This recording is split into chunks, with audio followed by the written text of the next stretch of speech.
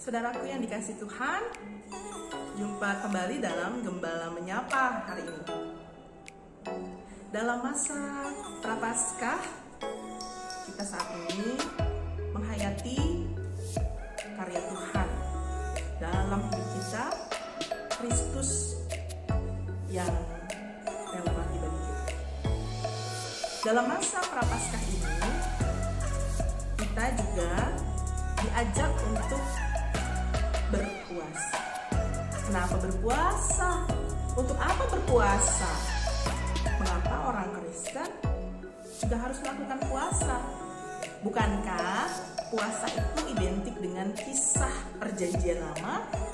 Atau mungkin kita dengar bahwa puasa itu tradisi yang sudah lama, sehingga tidak perlu dilakukan lagi bagi kita yang hidup saat ini.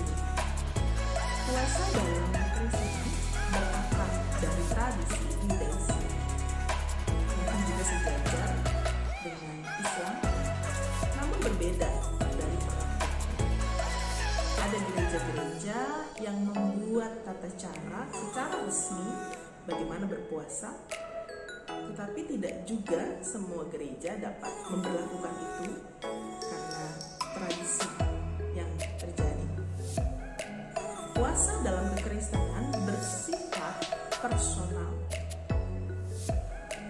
Kepada Tuhan, mendekatkan diri kepada Allah, membuka hati dan pikirannya atas perbedaan.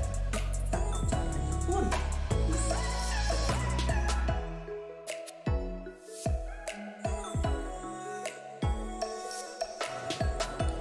Puasa pada masa Prapaskah lebih berat pada zaman dahulu daripada zaman sekarang. Sokrates Scholasticus, seorang sejarawan gereja Kristen abad ke-5, mencatat bahwa di beberapa tempat semua bahan makanan dari binatang dilarang. Sementara di tempat lain, ikan dan burung boleh dimakan, buah-buahan dan telur dilarang, dan di tempat lain hanya makan roti. Ada tempat di mana umat berpantang makan selama 1 hari penuh. Tetapi ada juga yang hanya makan 1 kali sehari. Kebiasaan puasa diakhiri di waktu petang, di mana umat hanya makan makanan kecil tanpa sayur. Di awal abad pertengahan, bahan makanan mengandung daging, telur, dan susu umumnya dilarang. Seorang filsuf Imam Katolik Frater Dominikan Italia bernama Thomas Aquinas berpendapat bahwa bahan-bahan itu memberi kesukaan lebih banyak daripada ikan dan banyak nutrisi bagi tubuh, sehingga dengan memakannya memberi lebih banyak kelebihan untuk proses yang memberi dorongan kepada hawa nafsu.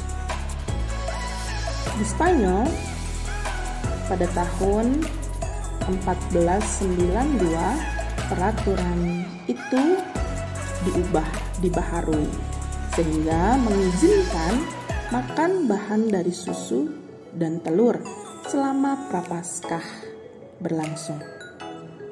Dari masa ke masa, ada beberapa gereja yang menetapkan puasa secara resmi, namun ada juga yang tidak menetapkannya secara resmi. Bagaimana konsep berpuasa yang diajarkan Yesus Kristus? Dalam Matius 6 ayat 16-18 tertulis demikian. Dan apabila kamu berpuasa, janganlah muram mukamu seperti orang munafik. Mereka mengubah air mukanya supaya orang melihat bahwa mereka sedang berpuasa. Aku berkata kepadamu, sesungguhnya mereka sudah mendapat upahnya. Tetapi apabila engkau berpuasa, minyakilah kepalamu dan cucilah mukamu, supaya jangan dilihat oleh orang bahwa engkau sedang berpuasa, melainkan hanya oleh Bapamu yang ada di tempat tersembunyi. Maka Bapamu yang melihat yang tersembunyi akan membalasnya kepadamu. Yesus mengajarkan biarlah yang dilakukan oleh setiap kita tidak diperlihatkan kepada orang-orang lain, karena Bapa kita di sorga yang tersembunyi itu yang akan membalasnya. Oleh karena itu, berpuasa bukan berarti menunjukkan tanda kesalehan atau kesombongan rohani, tetapi aksi nyata yang harus dilakukan untuk memperbaiki hidup dari hari ke hari. Dalam puasa kita belajar rendah hati. Kita menahan nafsu duniawi.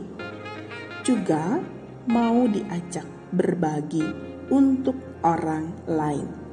Dikasih Tuhan, puasa hati jauh lebih sulit dibandingkan hanya sekedar menahan makan atau melakukan hobi. Puasa hati menjaga omongan kita, menjaga perilaku kita agar hati kita tertuju kepada Tuhan dan tidak menyakiti sesama. Itu adalah hal yang sangat penting dalam proses kita menghayati masa Prapaskah saat ini. Kiranya Tuhan memberkati kita semua.